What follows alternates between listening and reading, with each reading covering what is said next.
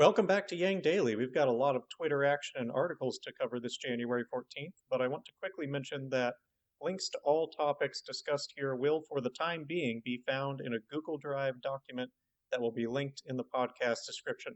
Apologies for the confusion on that in the first episode. That said, let's jump in. Tonight will be the January Democratic debate starting at 6 p.m. Pacific. Yang Gang will be donating during and after the debate in protest of Yang's absence on the stage. As of writing, we have about $700K to go on the 2 mil donation goal that ends midnight tonight. It's recommended that if you watch the debate at all, you not tune into the official channel, as we want to make it clear that the debates have lost a sizable audience with the exclusion of Yang. There will be live streams on YouTube where you can listen to the debate and hang out with fellow Yang Gang if you must watch, but we have another option. Humanity for Yang, the unofficial Yang Gang hub for Twitter, has set a number of goals today. They've launched Operation Iowa Surge event on Yang 2020's Mobilize, which calls for people to spend the debate hours phone banking, and has a special phone banking event at the Des Moines, Iowa campaign office. Check it out if you're in Des Moines, or just sign up from the link below to phone bank if you're not. Humanity for Yang also sent an alert to trend the hashtag America Needs Yang surrounding the debate, with the trend officially beginning at 5 p.m. Pacific, 8 p.m. Eastern tonight.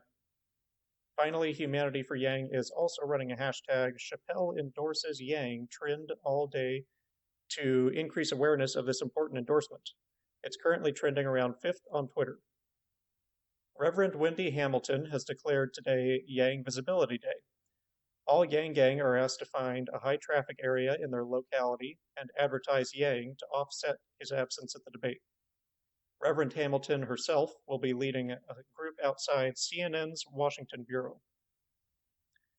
Political polls released a California poll today that had Yang at 3%. What you wouldn't know without examining the fine print at the bottom of this poll is that they did not include Yang as an option. He received 3% from people writing in his name.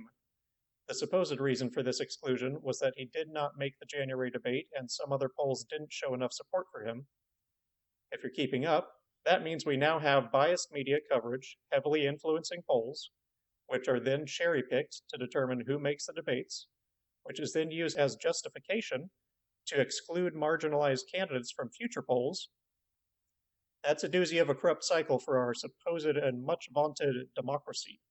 It's perhaps most galling that they then displayed the 3% he got from write-ins along with the other candidates as though they were nothing out of the ordinary, and that's his totally not sabotaged polling result. Seems fair. A controversy has sprung up between Warren and Bernie.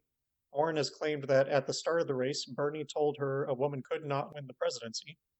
Bernie has emphatically denied this and expressed his disappointment that Warren would say such a thing.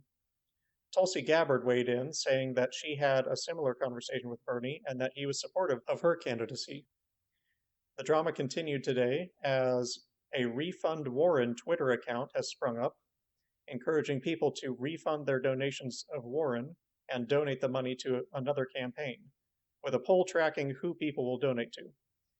Currently, Bernie leads the poll at 58%, with Yang in second at 36%, and Biden and Pete weighing in at under 3% each. Dear Carolou tweeted that the Karma Bakery in Thousand Oaks received 20 Yang Gang customers for Yang Cookie Day yesterday. The cookies seem to have been well received on the whole. Many thanks to all who participated.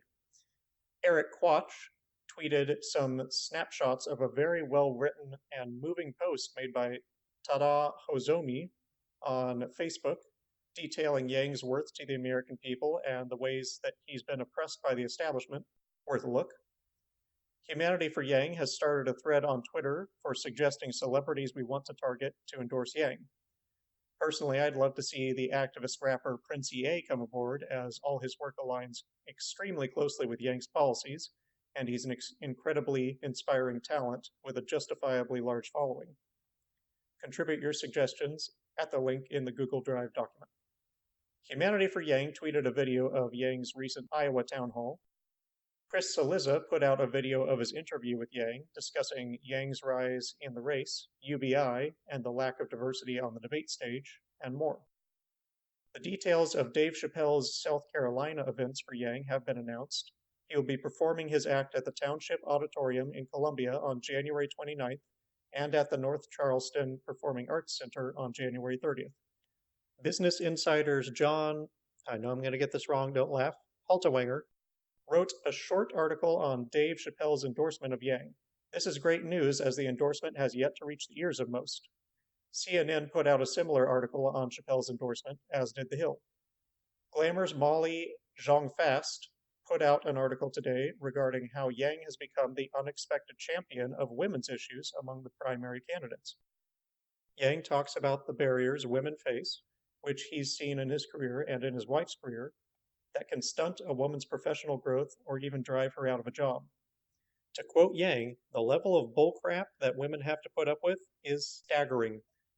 They move on to how that led to some of his female-facing policies, like guaranteed 6 months paid family leave, universal basic income, which compensates work not valued by the market, protecting women's reproductive rights, and valuing people as humans, not just economic inputs.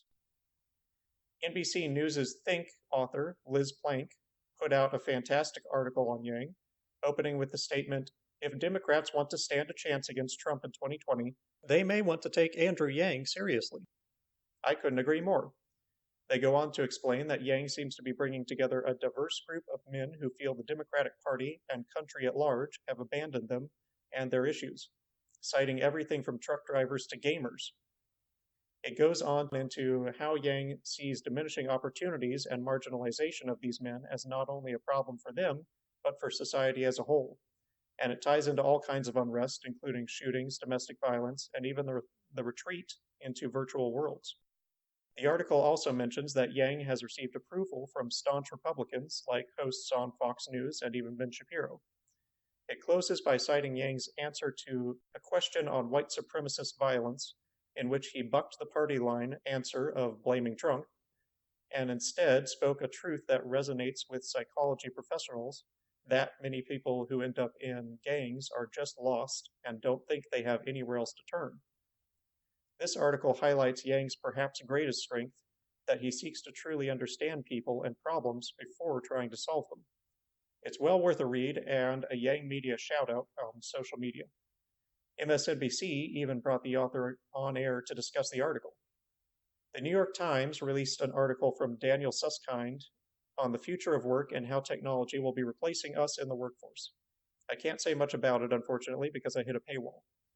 Business Insider's Anthony Fisher also released a much longer article overviewing Yang's past, both before and during the race.